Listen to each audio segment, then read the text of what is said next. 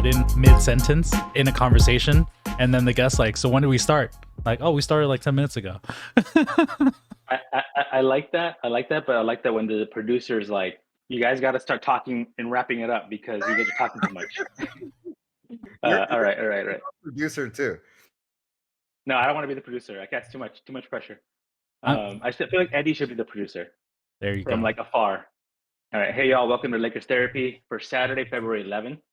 The Lakers kept off a crazy trade week with a real nice win over the Warriors. We'll talk about the game a little bit, but I think we want to start talking about the trades that happened this week with the Lakers. So early in the week, we got word that I think there was a couple Woj bombs that might go down. I think Wednesday we got notice from Woj that Russell Westbrook was being shipped out for D'Angelo Russell, Malik Beasley, and Jared Vanderbilt. We traded Russell Westbrook in addition with a first-round pick and I think a second-round pick. Not the two first-rounders that we were thinking we might have to get rid of. Not like a bunch of other pieces that it wasn't a bunch of pieces from us just for one guy or some cap relief. We actually got some decent guys. But I definitely want to start the conversation here and throw it to you guys. What do you guys think about the deal, first of all? I'll go first. Roddy's mid-drink. I mean, I got a drink to have this conversation. That's fine. Like, considering what analysts and all the talking heads were saying, what we needed to do in order just to even move Westbrook, the fact that we got three actual pieces that we need, switchable guys that could shoot, like with length, and they're young, not with bad contracts, and we only have to give up a lightly protected first and a second is amazing. That we can end up keeping if they do well, on favorable contracts. It's great. For our fans that don't know some of this jargon, myself included, all of our fans, what does lightly protected mean? Okay, so lightly protected. If we bomb the season before and we get draft picks 1 through 4, then the Utah Jazz's pick drops to a second rounder. We give them a second rounder instead. And I think it's was it 2027? Or it was like it's not next year, right? I think it's 2027. It's a few years out because we still owe picks to the Pelicans. Yeah, it's a few years out. I think that's a pretty damn good deal. I'm glad that like the pod, the last pod that we had on the other day that didn't get recorded. We talked about how it was good that we waited it out, because if Rob did it in the summertime, the consensus around the league was like, you're not going to get rid of Russell Westbrook for free. You're going to have to pay vested hands. So I think Rob played it pretty well, and we got a lot of value. It's crazy. We got a lot of value out of it, and it wasn't just nothing. Rob got so much heat for like an entire year. Like people wanted his head to make the trade. Like we were gonna throw all the picks for Miles Turner and Buddy Hield, like and I wanted that trade. I'm like, this is the best we're gonna get. Don't screw this up, Rob. And we waited. I mean, time will tell if we waited too long, but we got a better deal, 100%. So I've had time to think about this. I went and got a massage after this trade. Okay. Not only did I get a massage, I also got the foot scrub and the scalp massage. And then the next day, I still was stressed out about all this. Went to get a chiropractic adjustment. So a lot of my own personal therapy has been done. Sounds brutal. I agree. I agree with everybody. I agree that we have. I think the key word I use, Paul, is value. We got some good value back. We did get some shooters. On the granular scale, we plugged some holes. I think Rob did a great job. he's not the worst GM in in the world. Yada yada yada. Yeah. I and I think one big thing that we're talking about in the chat and the other day was the young guys.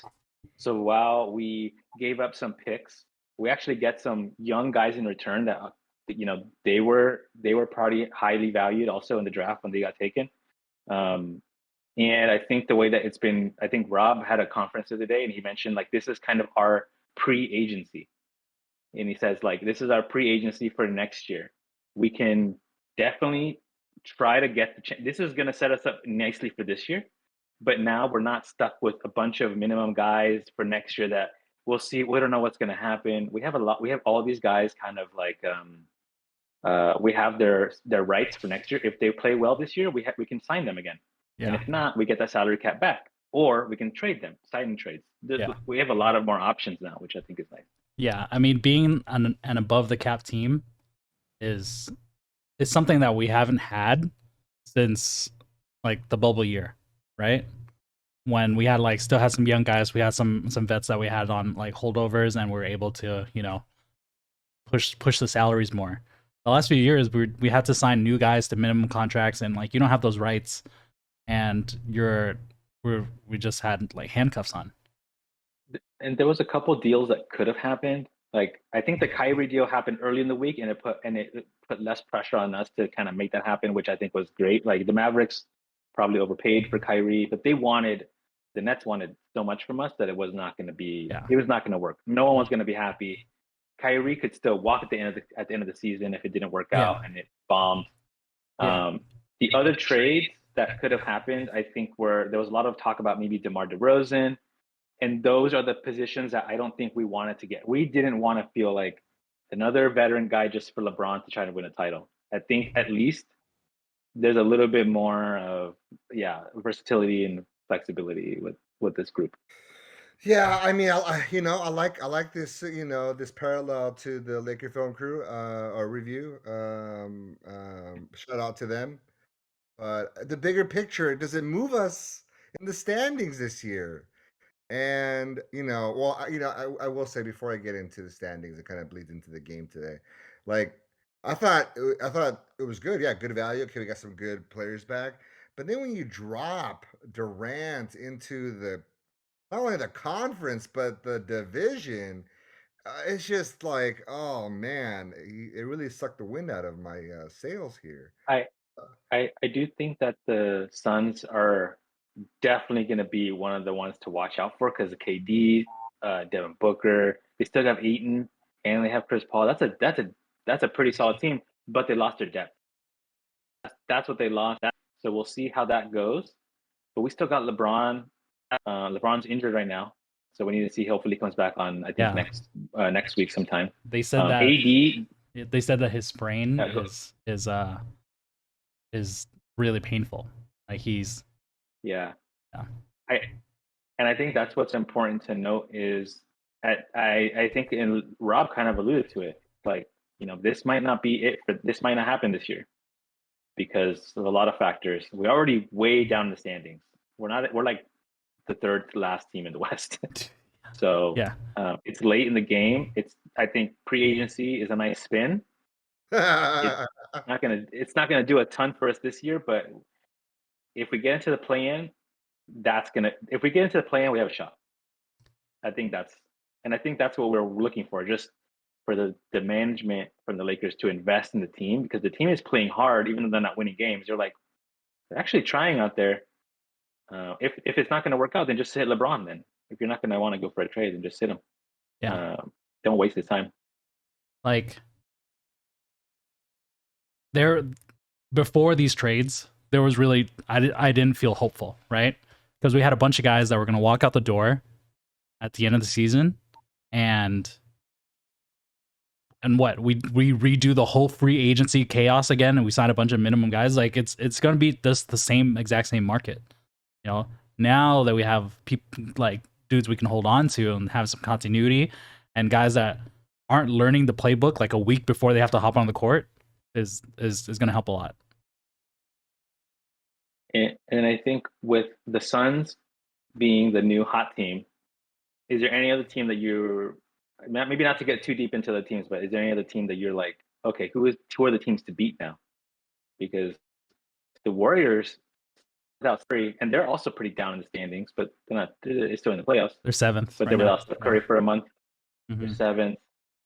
The Yeah, I mean, Suns, who else? I have an outstanding bet that the Nuggets win it all. I mean, sorry to my fellow Laker fans. I'm trying to make some They're money here. first. They're first. Yeah. California's expensive. It okay. So it's hard for me to buy into the grand scheme of things because an example was tonight's game, and we won. That was great. But it's me. I'm all about the chemistry and the nuance and how does this play all into the bigger scheme of things. And LeBron, again, I'm a big critiquer. He fashions himself as well the next Tom Brady is going to play into his 40s. But unfortunately, I see him more as Aaron Rodgers, and I'm a Packer fan. In where Aaron Rodgers is not a culture builder. Okay. And then when the season doesn't go his way, he complains about it. And one small example today was, he's obviously injured, but he shows up to the bench 2 minutes into the game, a Mexican quinceañera. It's like, yo, like, aren't you supposed to be a part of the team? And some of these young guys see that, right? And they see that and they're like, oh, okay, yeah, you're LeBron. Yeah, you spent the whole week celebrating yourself and blah blah blah. But it doesn't build for culture, and culture begets chemistry, begets winning, and you know it makes you wonder if these trades, as well as Rob did a good job, has really any legs. Like It's like an ex-girlfriend that I recently had. Oh, you were totally sane for 2 days, and then Monday comes around. It's like, oh, we're back to the same shit again. You know what I mean? So I feel like we're on our 2-day weekend, getaway, and now and on Monday we'll go back to being like, oh, okay, yeah, we're back to where we belong. So I just I get really I'm a little skeptical as to what it would mean what it would mean in relation to these other teams that have great chemistry. The Nuggets have probably the best chemistry because they got some, the core two there, and so forth. So And they've that's been playing for a while. and they've been They've playing for a had those while. guys together for a while. Yeah. uh that's a good point about chemistry because I think some of the guys that are most vocal or most well liked in the locker room, I think it was like Thomas Bryant, like Patrick Beverly. I heard was like, really good locker room presence because like he hyped people up, and I think people just really love D'Angelo Russell. Yeah. You mean Russell Westbrook? Oh, sorry. Yeah, Russell Westbrook. I think they were at the top of the list. So the three of them went out the door. I feel like, yeah, I think that was always going to be the big risk. If we do a trade late, or we do a trade early. If we do a trade early, there's time to build chemistry. If we do a trade late, there's not that much time left to build chemistry. So I 26 think that's games. a risk, but I think it's a risk. But I think I like the move that Rob did because at least it's kind of a little hedging on this season, but it's more flexibility for next season. We got some, and yeah. Yeah. Maybe we can talk about the game and then see maybe how the players did as well. If you guys are down. Yeah. So the final score for tonight's game was Lakers 109, Warriors 103. At the end, I'm not sure if you guys followed the whole thing, but it was pretty tight at the end. And I was definitely nervous. I was getting a little anxious. Thought we might lose it. When Dennis missed those two free throws, I was like, please, no, we can't lose this game. But we got a glimpse of some of our new guys. We didn't talk about one of them who's actually suspended, Mobamba, but we got to see. We'll see him, I think, in 2 more games. Yeah. He earned that suspension in my book. In reverse. Anyways, we got to see So we got to see in the starting lineup tonight, D'Angelo Russell. We got to see also Malik Beasley and Jared Vanderbilt come off the bench. And then we didn't get to see. I'm not sure if you guys heard me say didn't get to see Mobamba tonight, but we'll see him later. Yeah, we caught that. Yeah, we got that. What do you guys think about? It was nice seeing D'Lo back in a Laker jersey. I gotta admit. Yeah, He looks like a full-grown adult now instead of a little baby face. So that was cool. It sucks that I mean, he'll always be a reminder that we should never, given up on him. But I mean, it's neither here nor there. I mean, that was a Magic decision, So decisions were made during that. To quote Magic, when he shipped him out, it was because they were gonna draft Lonzo Ball, and then he said, "We need a leader," basically saying he's not a leader. And now we get him back. He's still not a leader, but we have a leader. So I'm like, actually, this is a better situation. Yeah. And I think that he's still kind of a knucklehead. I'm like, he's still a knucklehead. Yeah, still not the leader that I think. Not that we serious. thought he went when we drafted him. Yeah, I mean, he was a 19-year-old. Now he's a 25-year-old. Like I'm not expecting that he's like a completely different person. People change. Is that possible? Yeah, no, that was my only take. I was surprised we were competitive. I was like, oh, okay, maybe this, granted, we played without a Steph Curry, a Curry-less team. So we don't really know how well, and we didn't play LeBron. So, but, at the end of the game, when they were interviewing AD and then Dennis was being interviewed on the side, you could, as they were walking off, you could tell like they were like, getting along, like they were buddies, what I mean? And I was like, okay, that's maybe a little leftover of the 2020-ish bubble chemistry. Maybe everybody's a little happier now and people will play better and less pressure, and the whole Westbrook dark cloud is probably taken out of their the pebble in the shoe has been taken out, and now they can maybe build some chemistry. So I'm optimistic, and as we have record, I'm not the most optimistic. No, it's you're right. I mean, if the last few years or even the better part of the last decade has taught us to be kind of cynical about our own situation, but yeah, the new kids look good. It's almost night and day how teams are able to run their offense when we actually have dudes with length, like on the court. Like the passes are much more frantic, especially on the Warriors offense, or the passes are usually pretty crisp. Like they had to push that rock all around just to get away from the arms, always reaching out, which was great. Vanderbilt, he's his arms are always reaching out, which is great to see. Russell, I need that dude's jersey like now. Russell on defense is exactly how I thought his defense would be. It's like very lacking. Yeah. It's like he's almost like non-existent, and it seems like, and a lot of it is I think in his head, because you see him like move in directions where he's not shouldn't be moving off ball, or like he's not he's not really present in that moment on his one-on-one or on his guy. But maybe Ham can drill that into him. I mean, Timberwolves weren't a great defensive team anyways, right? Yeah, I think when he played in LA, like he played in the scheme, right? It was Luke Walton, right, and Byron before that. Mm-hmm. So the schemes were set up and he played fine. I think when you look at Vanderbilt's got natural instincts, and he's just like, I got motor, and I'm just gonna go. I don't care. Someone's not guarding, I'm just gonna go over there and guard. Whereas D'Lo's like, oh, someone's not guarding, but I got my guy. Like it's almost like a little bit like that, where it's like a different mentality, but it's also been like 2 days. Yeah. They don't know the rules. They don't know the playbook. They don't know all the schemes. I did like AD's block on Clay.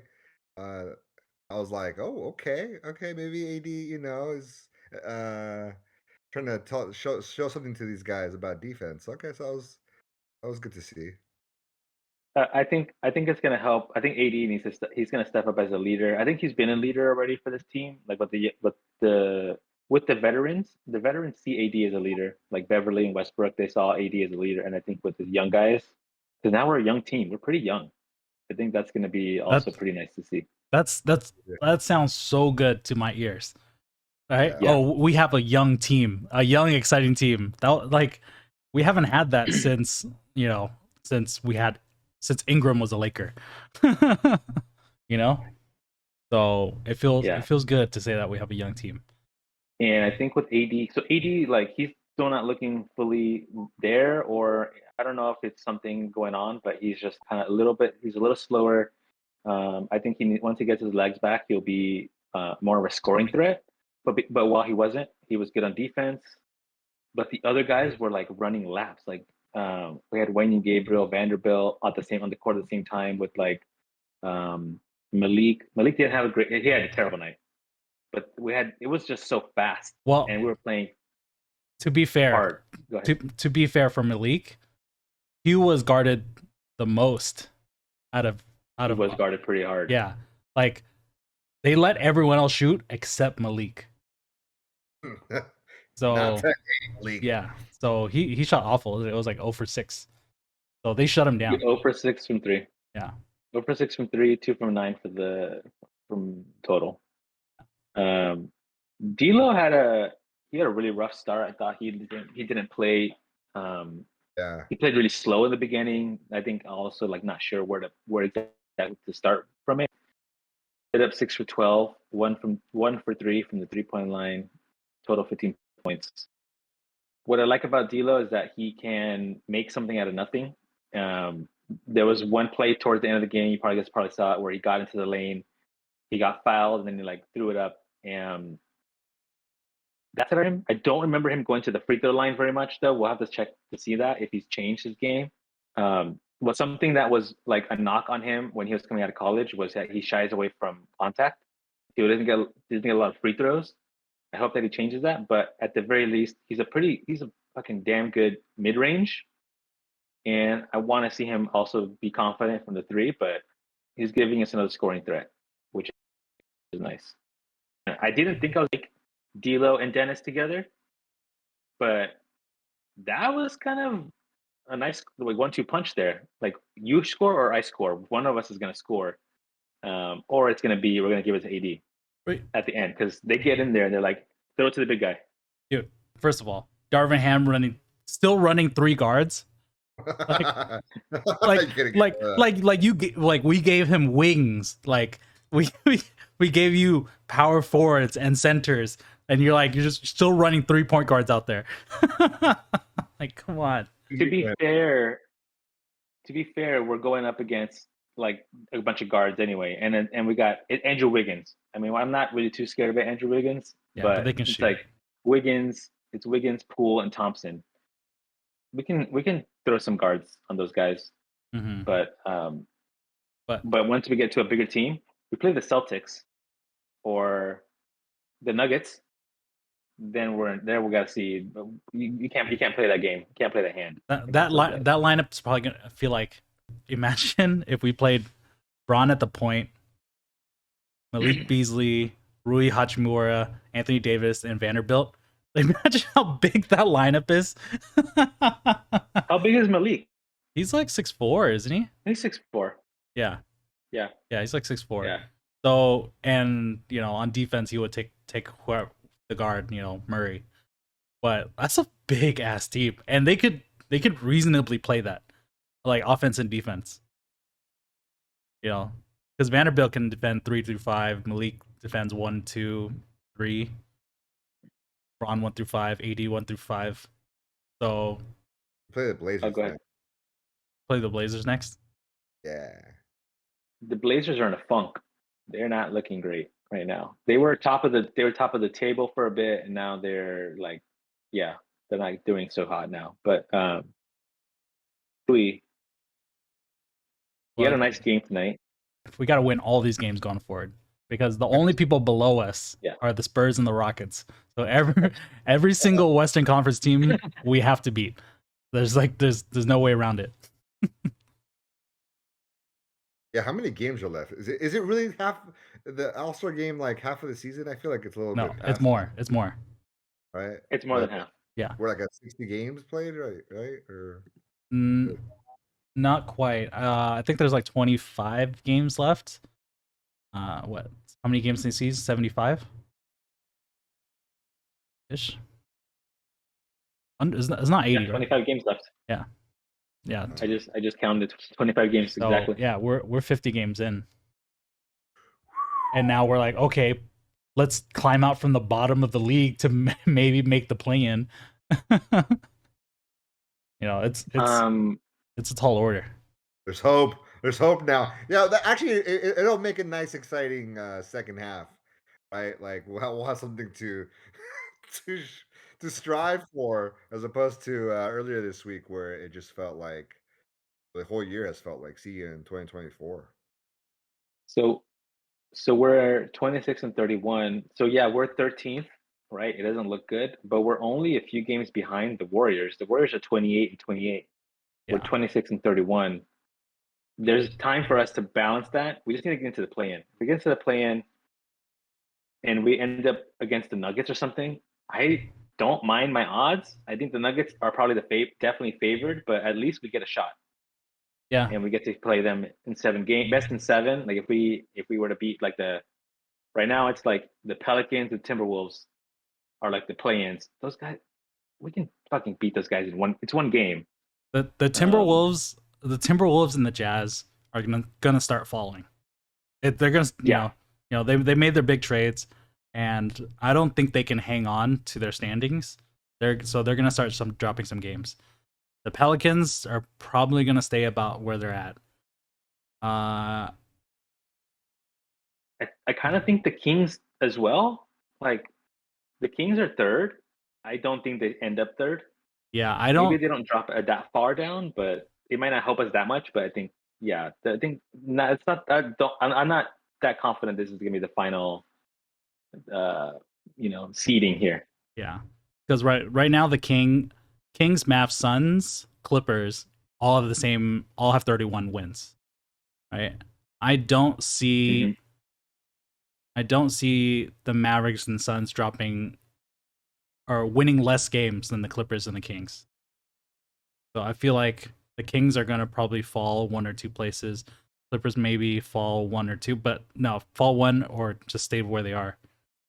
So yeah, we're fighting with Jazz, Thunder, Warriors, Timberwolves. That's who we need to root against. I don't see the top 6 changing too much. Yeah, I think we're gonna claw our way out, and I think these guys are gonna help us, as much as they can. I do like Jeder Vanderbilt. I think that he's gonna give us a lot of opportunities off that new bench lineup is gonna be nice. I was worried that without Russell Westbrook, there was no captain, but he kind of was like a captain he doesn't talk to nobody. He's just kind of like on his own, like, hey, captain, what you doing? What you doing out there? So now we got some more guys that can ball and do something. I'm looking forward to the Malik microwave game where he goes out for like 12 3-pointers and makes like 8 of them. Yeah. He does a lot of them. So yeah, we'll see. Yeah, I mean, and having the All-Star break coming up soon is only going to help us, I mean, I know LeBron, I mean, they're probably not going to be in practice, obviously, but they're going to have their playbook. They're going to be around their guys like each other. So that's only going to help them. And 80 won't be in the All-Star. So maybe everyone else can go into the gym and just learn some plays with Darvin Ham and the new guys. Yeah. I think at halftime there was a quote that was like D'Lo, AD, and LeBron were in the locker room just drafting up plays like, hey, this is what we would do. This is what we can start doing and kind of do some stuff. So they're already kind of thinking about that. It's pretty cool. Let's talk about the scoring record being broken. Talk about how Kareem was so sad. They have beef, right? They got it. Yeah, it's just, yeah, it's out there. Yeah, I think Kareem thinks LeBron is passive aggressive, and Kareem doesn't like it. So I can't imagine, as much as he was cordial and he, was passing the torch or the ball, at half court. Um, yeah, I can't imagine being a competitor, your own record being broken. Yeah. Yeah. I mean, it's one of the greatest records in sports. Like scoring records, and scoring records in any major sports league is like a big deal. But Right. but as I did mention in the Lost Pot, I don't really give a shit about But about LeBron's personal individual accolades. When we signed him, we already knew he was going to break these records going forward. Yeah. Like he's a walking 30 point a game. And like you can just do the math forward. Like, oh, if he's under contract with us, he's going to get it. So like we all knew it was coming. It wasn't a surprise. I think, but I think what's impressive with, yes, the scoring record, I agree, David. Like one of the scoring records are the hardest to beat, but what it shows with for him is that the other guys are probably breaking records at those final records, they're probably doing it like barely hanging on, barely hanging on to the league. And LeBron is out here freaking doing fadeaways, clean fadeaways. He put up some good numbers in that game, and he's still playing pretty well. He's still pretty healthy. He takes care of himself.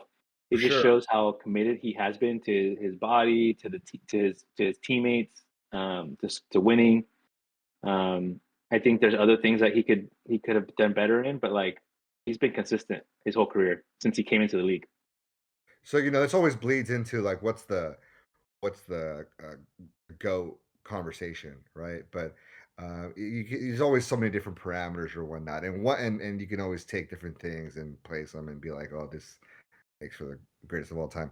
But one thing that was talked about the scoring record is that Kareem. I didn't know this because obviously when I wasn't around, went to school for 4 years, right? And those are 4 years he didn't play in the NBA. That's true. Uh, That's true. and so when you like, put it in proportion, you're like, "Oh, okay, we'll never really know, right? Because you can't compare apples to apples. Those are 4 years that I think they calculated like another 18,000 points, that he would have scored, if he was in the league. So, yeah, it's a cool thing. He broke the record. I think, from like Michael Cooper and, Norm, what was his name? I forgot, our Laker great, um, I forgot, but Norm Dixon. yeah, yeah. He said that he never thought that Kareem's record would be broken in his lifetime, right? And then, it happened. So, question for you guys, in the next 30 years, you think somebody will come around and break LeBron's record? didn't I think I saw like a meme or something about out there for what's his face, the kid that just got traded. Cam Thomas? Yeah, there we go. They're saying like Cam Thomas is on his way. I think I think to do that, you're gonna have to be, first of all, you have to be either the guy on your team, but I do think that it's possible because like LeBron has never been like a 3 point shooter guy. And there's a lot of players that come in just like I'm a 3 point specialist. If you're like that, is that your thing, like a Steph Curry type of a thing? It's possible. Like But you just gotta be consistent. if Luca or Trey Young, they've been the number one guys on their team since they got in the league, right? If they have the same durability, so that's probably LeBron's greatest gift is his durability, right? It's like, yeah, he's not the best 3 point shooter, he's not the best passer, he's not, okay, he's really fucking good, but he's not like the best that has ever been seen in those stat categories. But his And durability is the fact that and he you can can last. You know? and you can talk shit about how many playoff series he's lost, but how many has he played in? The dude is he's played in so many, and I think that, yeah, the durability is it's a big one. You got to be there, got to be available. Luca Um, needs that TB12 regimen. Because right now he's young, he's 23, but at 33, you can't be carrying around that baby fat. Just ask me. You there are vets in the league that give everything they have in their whole NBA career to push it through one, maybe two playoff pushes, and like that's all the gas they have. And LeBron's like, how many playoffs has he been in now? You know, and he's still going. Like, Yeah, how so many games are those? Right, those gotta equal to like another 3 seasons, 4 seasons, something like Yeah, that. yeah, easily. Dan, and he broke it. He broke it this year. The season isn't even over, and then he's got. I think we were thinking like in the last pod. How many more seasons does he have left? I said I think he has 3 seasons left, but third season is gonna be like kind of washed up. I'd say I one and a agree. half good seasons left in the tank for him, and then it's gonna be a sharp decline. I think. He's played in 266 career playoff games. That's that's over 3 seasons. Right? Insane. Insane. Yeah, I mean, How many more seasons do you have in him, Roddy? I mean, Tom Brady went to 45 because he had an offensive line that would always block for him. And he didn't have to play defense and he never got hit. So all he did was throw the ball. Um, LeBron, I mean, you're out there, man. Those at some point, those knees got to go. Hey, rest in peace, Kobe, favorite player of all time. But I never thought that he would go down. And with his Achilles going out, Yeah, it was over. I mean, his playing career, as we knew him, was never the same. And I'm not saying that it's going to happen to LeBron, but it's just a matter of like sometimes the body says, "Hey, you got a flat tire, and there's no way of fixing this rim." So um, it's a law of probability, right? Is it probable that if something like he'll get injured, he won't recover for it? Yeah, I think ultimately it's going to be his groin because it's always giving him problems. And I say that from a man who always stretches out his groin because it's painful. It always gets sprained. And those are painful, man. And so for him to go hard all the time, I think that's going to be his the thing that ultimately takes him down. I God mean, forbid. it comes down to what Rob can do. I think for LeBron. So LeBron, he's been wanting to like back off of scoring for like 3 years now, right? Like he hasn't wanted to score 30 points. He wants to be like that coach on the court, just like dishing out dimes and like, oh yeah, I got 15 points, but I got 20 assists this game. All these young dudes got it. So he hasn't been able to do that. like when Magic, like 96 when man. Magic came Yeah, back. yeah. That's what he wants to do, but he hasn't been able to do it. So he's been like pushing himself to carry the team because AD still can't do it right now. And AD's not that guy. AD is. Yeah. I mean, you can kind of see him. He looks older. He looks older than he is. He doesn't have the same health blessings of health that LeBron does.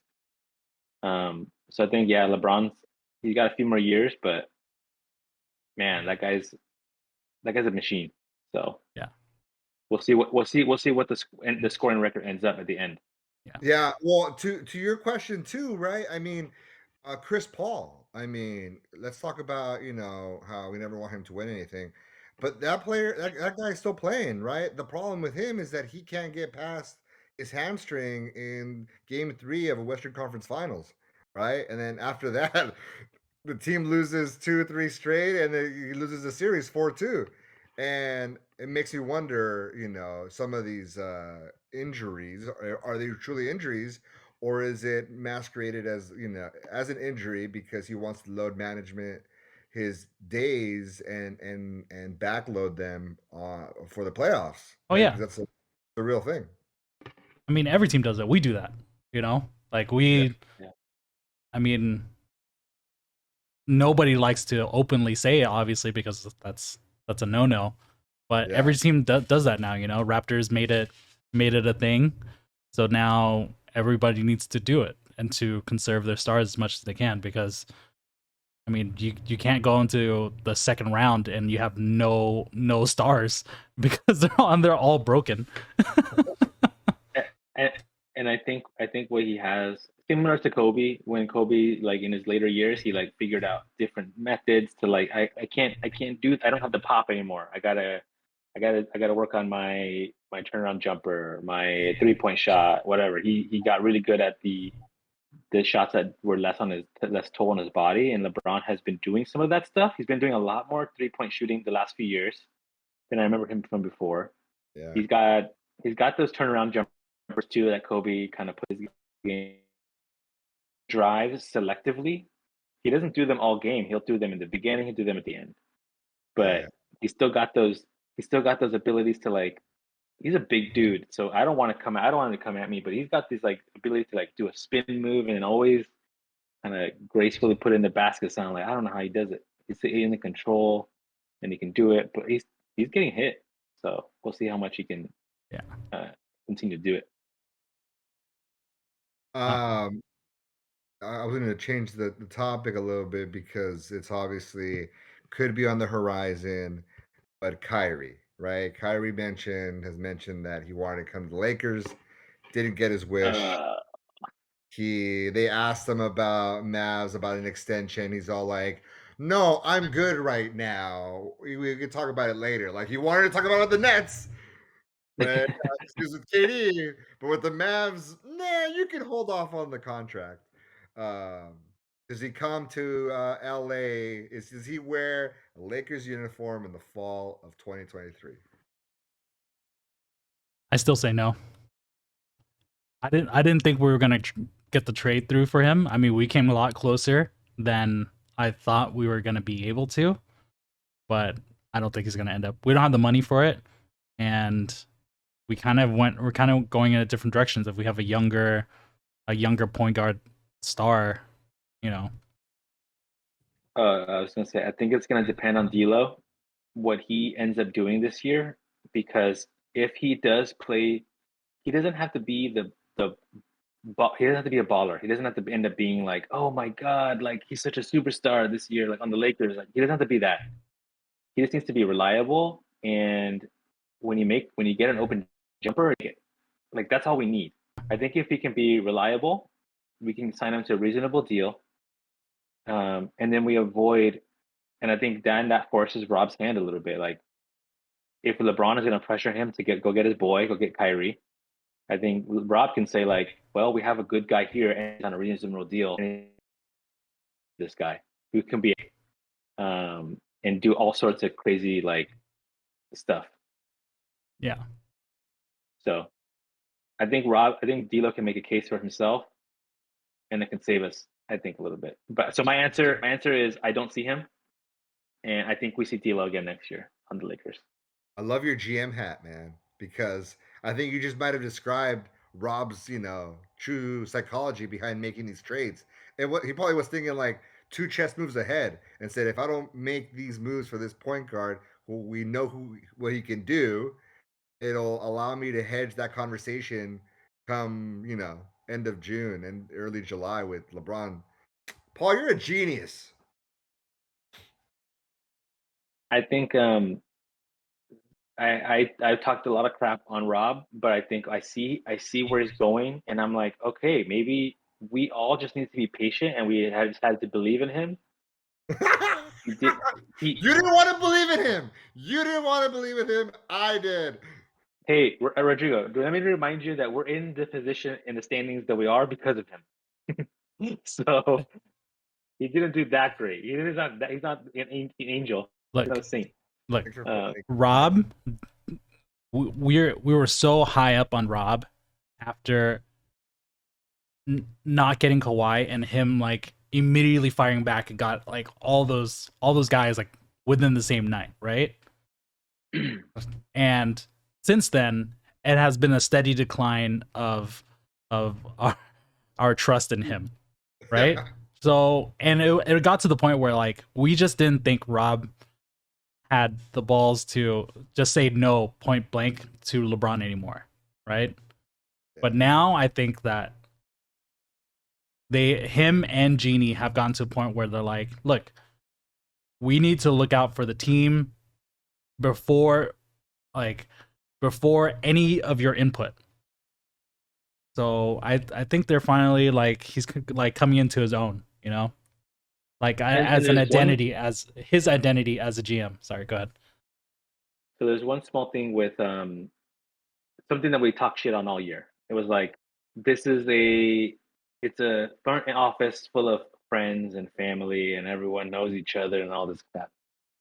I think they also realize that Jeannie is putting her everything on the line. Well, this is all she has, and and she can't continue to pay luxury tax and all this other kind of extra money. So I think that maybe her and Rob, when she gave Rob an extension, is like, help me. We gotta plan for the future. I think maybe that's also something that I'm hoping that we hear at the end of this that maybe this was part of Jeannie's plan was like, I need to start thinking about no? No, Roddy says no. it's Jay Moore's. Jay Moore is Oh gosh. Jay Moore No. is All the right. Lakers savior. He is the puppeteer. Cheers to Jay Moore. I can't. I can't. I can't. I think we have to end on that right now. Well, but And then we can talk that. before we end, I just want to say Russ got so much shit this year, and he had some really bad games, but I'm sad to see him go. And not that I'm sad to that he's not a Laker anymore. I'm pretty happy he's not a Laker anymore. I'm sad to see him go and not being cheered as much for what he's done for us. He was like one of our most reliable players. He was in every game. That's true. You know, That's true. like people are always out, but he's always in there. He's like he doesn't make the best decisions, but he was a dog still. He did the best he could.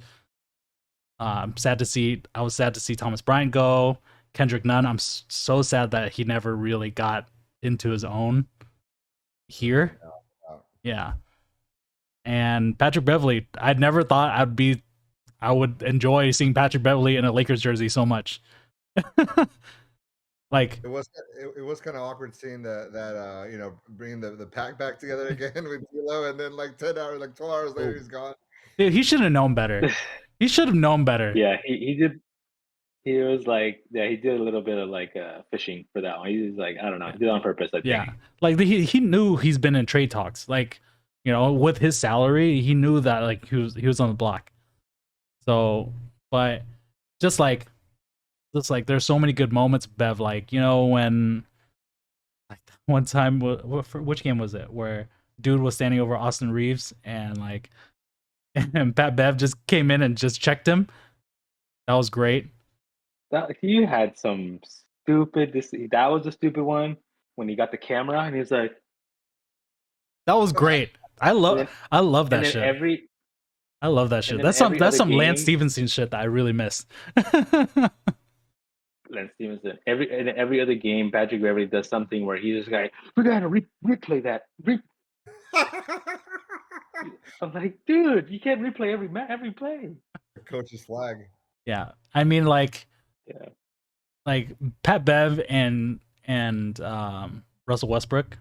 You know, they're kind of head cases. They need a lot of hand holding. I'm guessing from you know, coaching staff, but they were characters and they made you know, they did their best. On Westbrook's front, it bummed me that, you know, he's from LA, right? And that was the reception that he got. Obviously, what matters to us is play, or any team should matter is play. But I think it hurt a little bit knowing that he didn't want to play for us. It was his home team, and this is the way it went. Like, it's definitely it's a stain on his, you know, NBA experience. Yeah. I feel like it could have gone worse because remember last year how it was bad last year. It was bad. Also, Darvin Ham had to figure it out with him. Like he had to be like, you're coming off the bench and this is your new role and you have to accept it. I think what I liked is that he had got to rehab his image a little bit. Yeah. But we demand a lot in LA, and I don't think that it was the right. I think it never was the right fit for the team. So it wasn't all his fault, and I think that's the part that I'm upset about. That he played his heart out, like David's saying, but it just wasn't a good fit in the end. like last season, if we just bought him out, right? If he ended his Laker career over the summer, he would have gotten 0 contracts, 0 offers this season. He would have been in China, right? He wasn't gonna play again in the NBA. But because Darvin Ham like fought for him, gave him a role this season, look, now like teams are shopping for him in the buyout market. Like, we want you on our team. So Darvin Ham, I think it was really frustrated him, but did him a world of favors. Yeah. Sure. Yeah. Pour one out for those guys. Yeah. Anything else before we sign off? No, I'm excited. I'm excited for the rest of the season, but for first time in a long time, I'm excited for the next season. That's true. Right? That's true. I know I am too, but that's Right? what I'm talking about. Like the other seasons, like even the bubble year, I was like, oh shit, this summer's gonna suck. You know, like we have expiring contracts and guys that we probably can't re-sign, right? With my GM hat on, right? I'm always like thinking like, can we keep these guys for next year? And for the first time, I'm optimistic that I'm like, we can actually keep these guys, you know, and we have promise next season, which I'm pretty happy about. Yeah. I really thought there was going to be another, repeat of 21, 22, right? So we do have a little bit of hope. Hopefully, today's win was great, right? Because it's somebody we had to beat. I really thought we were going to lose it too. So the fact that it went our way. We've lost so many. We've lost so many. Yeah, we have. I'm excited to see, and some of the games that we lost were stupid losses. Like, we're just teams. The team got tired. The team did a stupid move at the end, a stupid thing at the end. Like, those hurt. Those are gonna hurt at the end for when we get to the playoffs. I think I'm excited to see LeBron with this team. I really like Jared Vanderbilt. I think he's gonna be a nice spark plug off the bench, and D'Lo as well. But I'm looking forward to see the rest. Yeah, everyone's fully healthy. Yeah. All right. I think we're gonna talk about maybe some outlook stuff in the future. Maybe we can still dig into more Western Conference stuff and other games in the next few pods. Yeah. Let's just sign us off. All right, man. Thanks, everybody. Right. Wait, you don't have like a message to say bye to the pod? You want like? I'm gonna pass it over to David to sign us off right now. Right. Thanks everyone for listening to the pod. All right, go Lakers. Smash and subscribe. Smash the subscribe button, like and subscribe.